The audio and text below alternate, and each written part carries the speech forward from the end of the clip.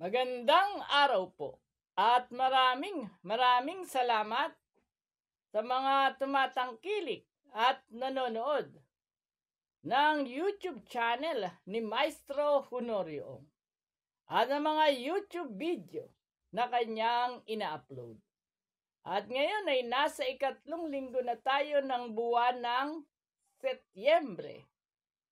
At tulad ng dati, matatanggap nyo na naman ang inyong libre at walang bayad na weekly horoscope.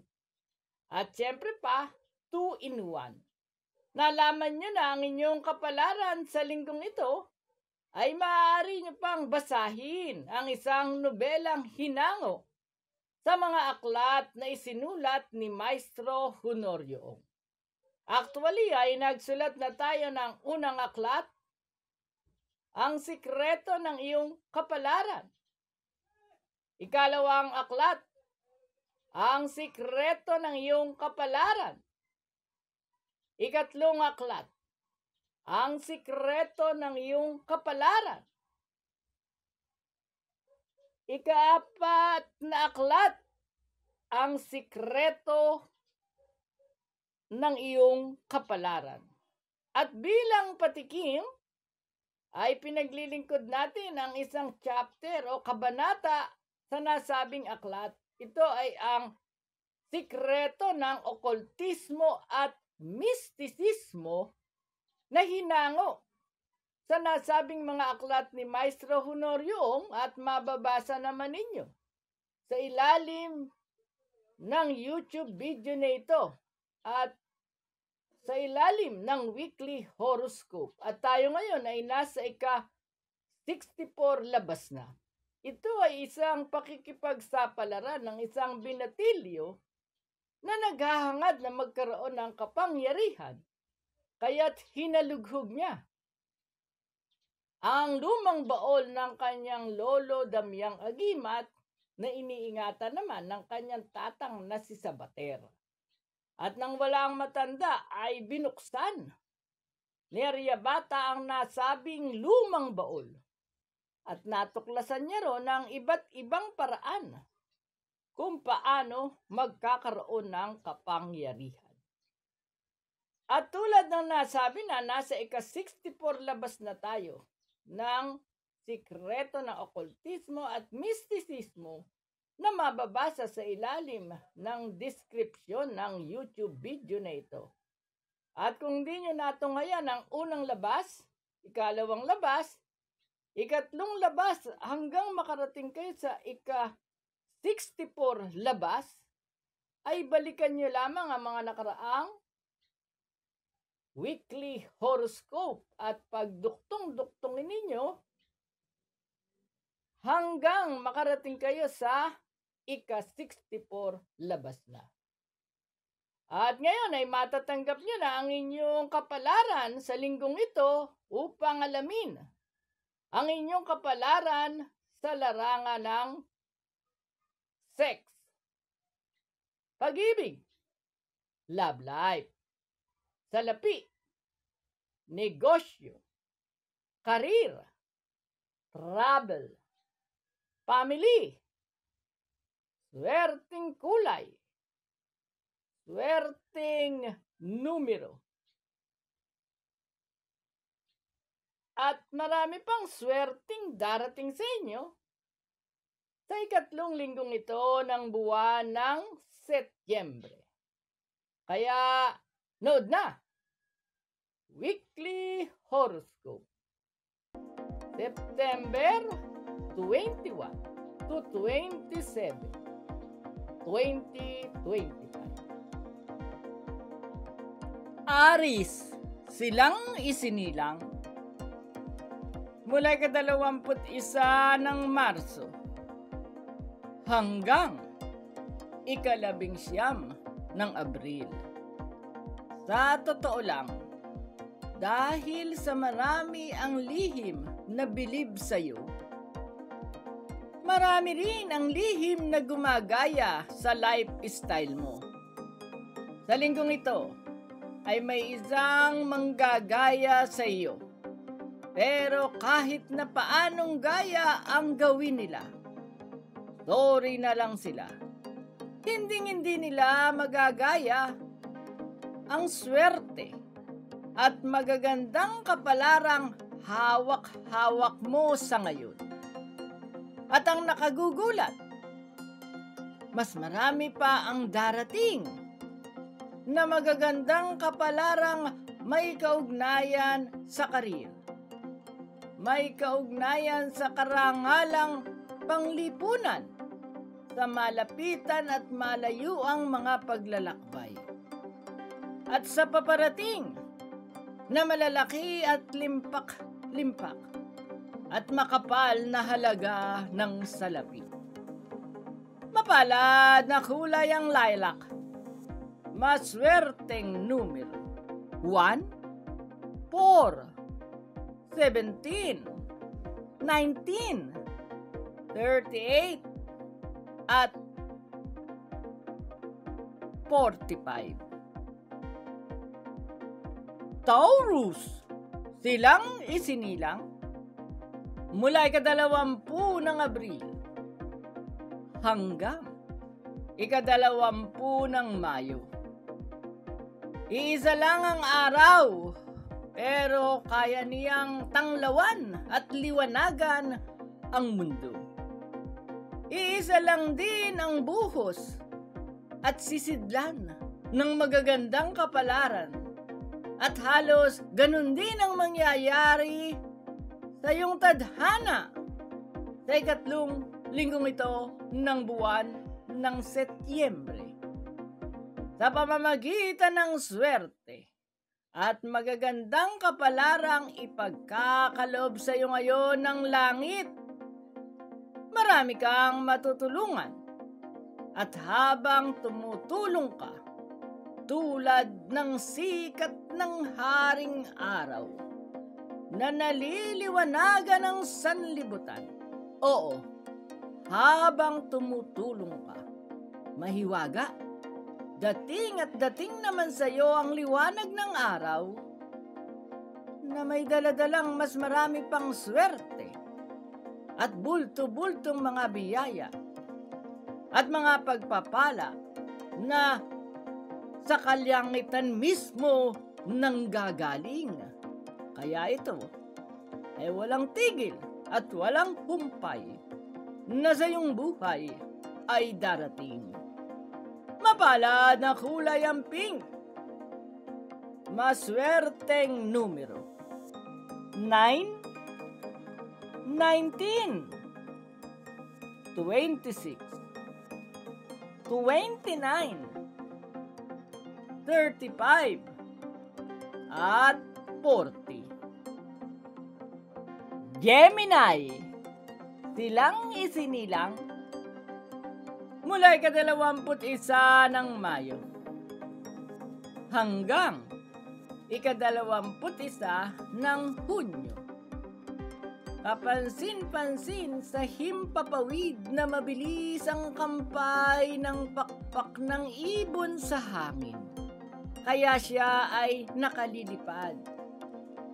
Kaya naman, wala kang dapat gawin ngayon, kundi bilisan mo rin ang iyong mga pagpapasya. Bilisan mo rin ang iyong mga pagkilos, at bilisan mo rin ang pagpapatupad ng iyong mga pangarap at idinesisyon na sa buhay. Oo, huwag kang babagal-bagal, huwag kang tatamad-tamad, at huwag ka ring uumat-umat. Kapag ganyan ka, mabilis sa linggong ito, mas mabilis ding darating sa iyo ang swerte at magagandang kapalaran. Mapalad na kulay ang emerald green, maswerteng numero 8, 15, 22, 29, 34, at 39. Cancer, silang isinilang mula ika-22 ng Hunyo hanggang ikadalawamput-dalawa ng Hulyo. Malambot ang damdamin mo sa ngayon, kaya mas malakas ang likas mong gayuma. Darating sa buhay mo ang isang napakalaking swerte na ang katumbas ay para ka na ring naka-jackpot sa loto. Ngayon pa lang, magalak ka at magpasalamat sa nasa itaas dahil aanihin mo na ang bunga ng mga biyaya at pagpapala na sa totoo naman ay hindi mo gaanong paghihirapan dahil ang kabutihan at kabaitan mo ang nagbayad at naging dahilan ng lahat ng swerteng dumarating at darating pa sa buhay mo. Bukod sa mismong linggong ito, ay marami pang swerte ang naghihintay. Nabubuhos sa iyo sa last quarter ng taong ito ng 2025 hanggang sa susunod na first quarter ng taong 2026. Mapalad na kulay ang yellow. Maswerteng numero 4, 11, 19, 25, 33, at 44. Leo, silang isinilang mula ikadalawamput-tatlo ng Hulyo hanggang ikadalawamput-dalawa ng Agosto. Sa linggong ito, bibihira ang tulad mong nakatagpo ng swerte sa isang nilalang na matangkad. Malaking lalaki at mas malaki kaysa sa iyo ang height o ang taas. Huwag nang magdalawang isip pa. Ipagpatuloy mo lang ang pakikisama sa kanya at galingan mo pa. Wala ka namang magagawa. Siya ang ipinadala sa iyo ng langit upang magbigay sa iyo ng saya. Upang magbigay sa iyo ng bahabahagyang problema.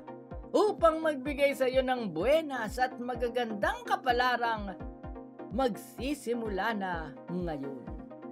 Mapalad na kulay ang violet.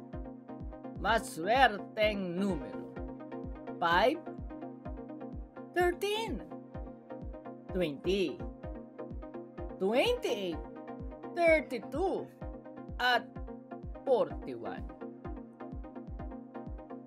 Virgo, silang isinilang mula ikadalawamput-tatlo ng Agosto hanggang ikadalawamput-dalawa ng Setyembre. Mahirap tanggihan. Ito ang mangyayari sa iyo ngayon sa panahong ito ng ikatlong linggo ng Setyembre at sa panahong nalalapit na ang Kapaskuhan, kung saan ito ang mga araw na dapat kang humiling, hindi sa mga tao na nasa iyong paligid. Bagkus, humiling ka sa langit, sapagkat kung sa langit ka hihiling ng mga nais mong mangyari sa iyong buhay, makikita mo. Nangyari na ang ganun at muling mangyayari dahil tulad ng nasabi na, lahat ng kahilingan mo ay mangyayaring muli dahil mahirap kang tanggihan. Kaya magugulat ka pa sa panahong ito ng iyong buhay. Isa-isa ng pagbibigyan at ipagkakaloob sa iyo ng langit ng swabing-swabe at madaling-madali lang ang lahat ng iyong mga kahilingan. Mapalad na kulay ang red. maswerteng numero. 3, 15, 18, 21, 29, at 41. Libra, silang isinilang mula ika-23 ng Setyembre hanggang ika-23 ng Oktubre. Mas marami kang swerte kaysa sa mga pangkaraniwang tao. Gaya ngayong ikatlong linggo ng buwan ng Setyembre. At nagkataong papalapit na ng papalapit ang iyong kaarawan. Muli na namang iiral ang sayo ay matagal nang nakatakda at nakalaan. Ang mga buenas mo ay aapaw. At ang mga magagandang kapalaran mo na may kaugnayan sa malaking halaga ng salapi at masarap at malinamnam at maligayang pag-ibig ay walang katigil-tigil na darating na sa sobrang dami talaga. Sila ay tila nagmamadaling na makasingit at nag-uunahan sa pilahan. Makarating lamang sa iyo ang nasabing mga swerte at magagandang kapalaran ng walang kahadlang-hadlang. Mapalad na kulay ang gray. Maswerteng numero. 1, 10, 18, 26, 35, at 42. Scorpio, silang isinilang mula ika-24 ng Oktubre hanggang ika-21 ng Nobyembre. Napakalakas ng loob mo, kaya sa linggong ito, ang iyong mga tagumpay sa buhay ay hindi pangkaraniwan. Kagulat-gulat at kamangha-mangha. Bukod sa malakas ang iyong loob, lagi ka pang pinapatnubayan ng langit.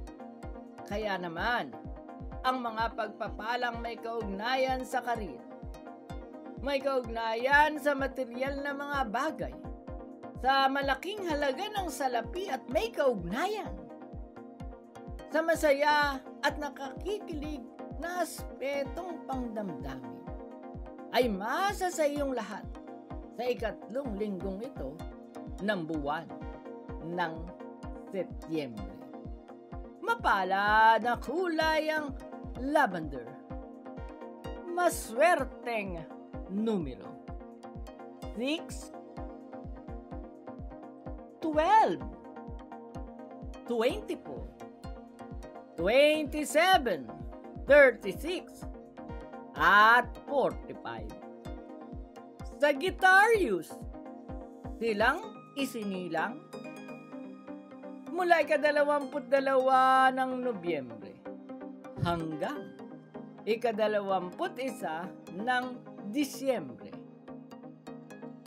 Mabilis na umiihip ang hanging amihan at biglang nawawala. Pero ang sayo ay kakaiba. Sa linggong ito, mabilis ding darapo sa iyo ang swerte. Pero ito ay hindi na mawawala kailanman. Magpasalamat kang lagi sa nasa itaas at laging parangalan ang buhay at i-celebrate. Mananatili sa iyo ang mga swerteng ito na may kaugnayan sa damdamin, na may kaugnayan sa emosyon, na may kaugnayan sa salapi, sa karira, at may kaugnayan sa pangmaterial na mga bagay at promosyon sa trabaho. Tandaan mo lang ang utos ng langit. Darami ito ng darami at lalo pang magdodoble-doble. Kung bukod sa lagi kang nagpapasalamat, ang mga swerteng ito ay dapat din namang ipamamahagi mo sa iba. Lalo na sa panahong itong nalalapit na ang Kapaskuhan. Mapalad na kulay ang silver. Maswerteng numero 3, 14, 20, 23, 35, at 41. Capricorn, silang isinilang mula ika-22 ng Disyembre hanggang ika-19 ng Enero. Mas malakas ang tulo ng gripo na nakapwesto ng mas mababa. Sa linggong ito, inuutusan ka ng langit na magpakababa. At ito ay lagi mong gawin. Huwag na huwag kang magmamataas. Nakikita ng nasa itaas ang iyong ginagawa. Dumating na ang takdang araw at ito ay ngayon na ikaw at ang kabuhayan mo ay iaangat ng sobrang napakataas at sobrang napakaunlad at may bonus pang swerteng pangdamdamin at swerteng may kaugnayan sa lipunan at iba't ibang uri ng karangalang halos hindi mo mapapaniwalaan na mangyayari pala ang ganoon sa iyo. At ang mga swerteng ito ay sasabayan pa ng mga pagpapala at biyaya na may kaugnayan naman sa salapi at material na bagay. Mapalad na kulay ang blue. Maswerteng numero 7, 18, 25, 31, 37, at 45. Aquarius, silang isinilang mula ika-20 ng Enero hanggang ika-18 ng Pebrero. Oo, nalulungkot ka. Ngunit ito ay panandalian lamang dahil sa ikatlong linggong ito ng buwan ng Setyembre. Madali rin itong papalitan ng kaligayahan sa sandaling dalawin ka ng isang kaibigang may bitbit na swerte at magandang kapalaran. Papasukin mo siya sa loob ng iyong tahanan at entertainin mo siyang mabuti. Makikita mo, kapag pinagpakitaan mo siya ng mabuting kalooban at magandang pag-istima, parang iniimbitahan mo na rin sa buhay mo ang sari-saring swerte at magagandang kapalarang ngayong panahong ito ng Berman ay walang duda na tuloy-tuloy nang darating sa buhay mo at masaya at may galak mong mararanasan. Mapalad na kulay ang orange. Maswerteng numero 6, 11, 20, 27, 34, at 40. Pisces, silang isinilang mula ika-19 ng Pebrero hanggang ika-20 ng Marso. Maraming nagdarasal, ngunit marami rin ang hindi pinapakinggan ng langit. Sa ikatlong linggong ito ng buwan ng Setyembre, mas maganda kung magdarasal ka ngayon at taimtim na mananalangin. At taimtim na humiling sa langit ng isang bagay na kailangan mo talaga na noon mo pa gustong makamit, makikita, walang himala. Ipagkakaloob sa iyo ang hinihiling mo ng bigla, ng agad-agad.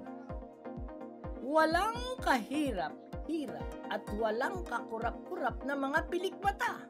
Ito ay biglang mapapa sa iyo. Mapalad na kulay ang purple. Maswerteng numero. 4, 12, 24, 29, 33, at 41.